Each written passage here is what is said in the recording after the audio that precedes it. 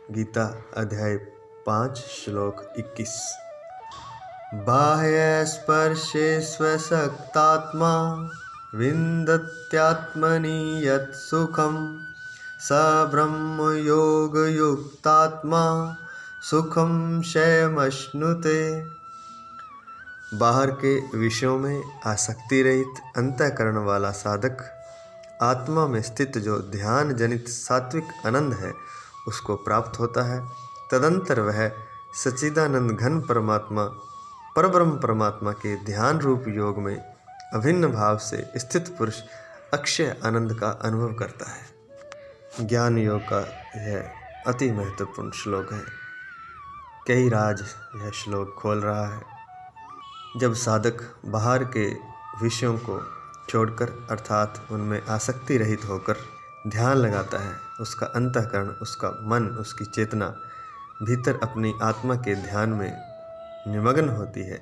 जब वह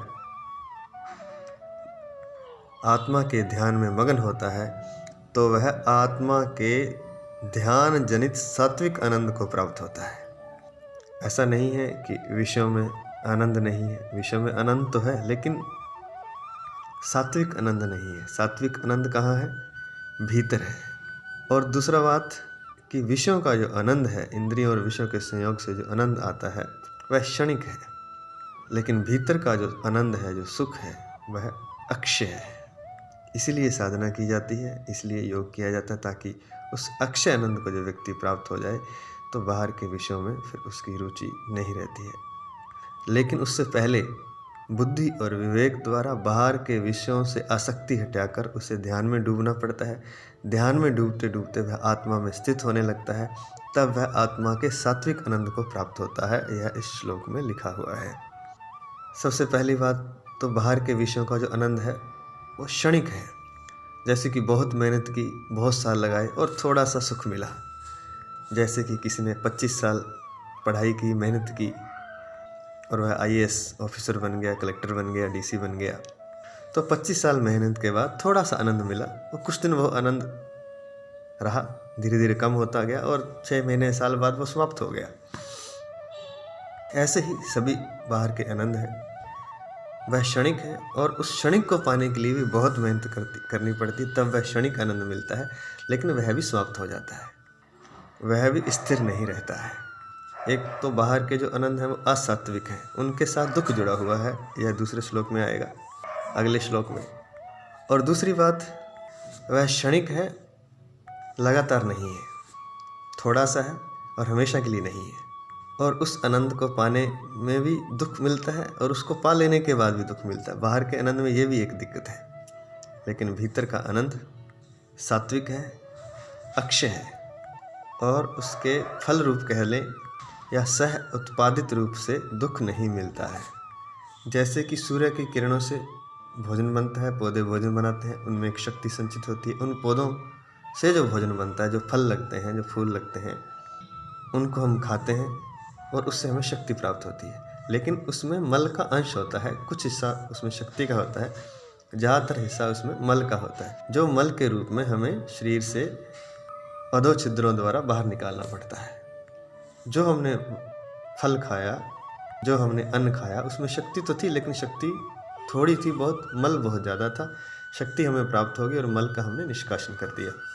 अगर कोई सीधा ही सूर्य की किरणों को अपने भीतर ग्रहण करना सीख जाए तो उसमें मल बिल्कुल भी नहीं है, शक्ति भरपूर है।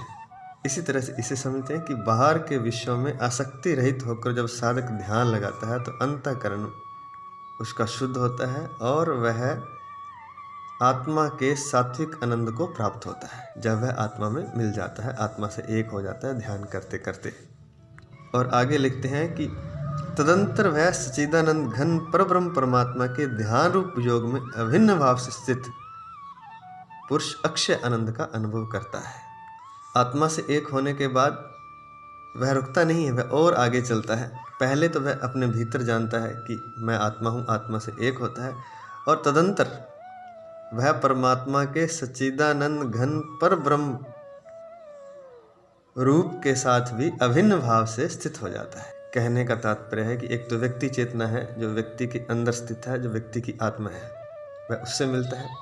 यह पहला पड़ाव है। लेकिन इससे आगे एक समष्टि चेतना भी है जो कहें कि ब्रह्मांड की आत्मा है, या कहें कि जो पूरे ब्रह्मांड को जो शक्ति पिरोए हुए है, या कहें कि पूरा ब्रह्मांड जिस शक्ति पर आधारित है वह उसमें स्थित हो जाता है।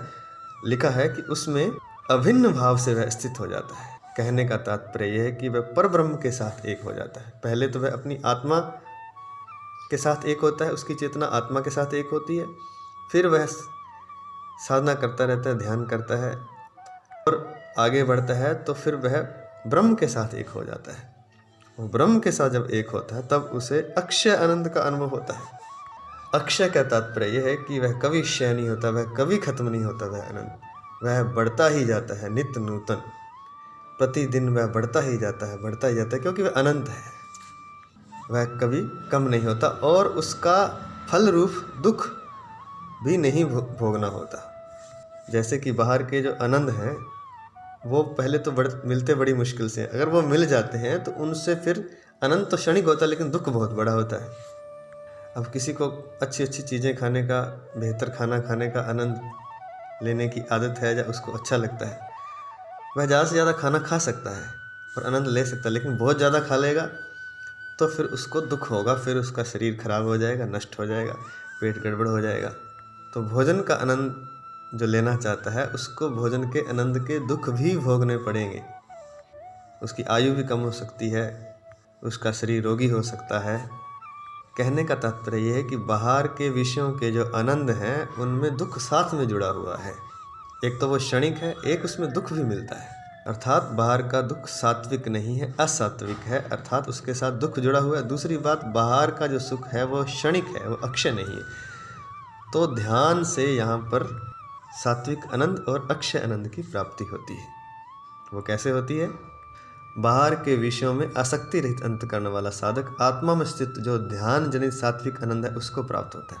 जब वह बाहर के विषयों में आसक्ति को त्याग देता है और अपने भीतर चेतना में स्थित होता है, और फिर ऐसा करते करते हुए आत्मा से फिर परब्रह्म में स्थित हो जाता है, और फिर वहाँ पर उसको अक्षय आनंद का अनुभव होता है, जो कभी खत्म नहीं होने वाला, कभी मिटने वाला नहीं, अनंत काल तक। जय श्री कृष्ण।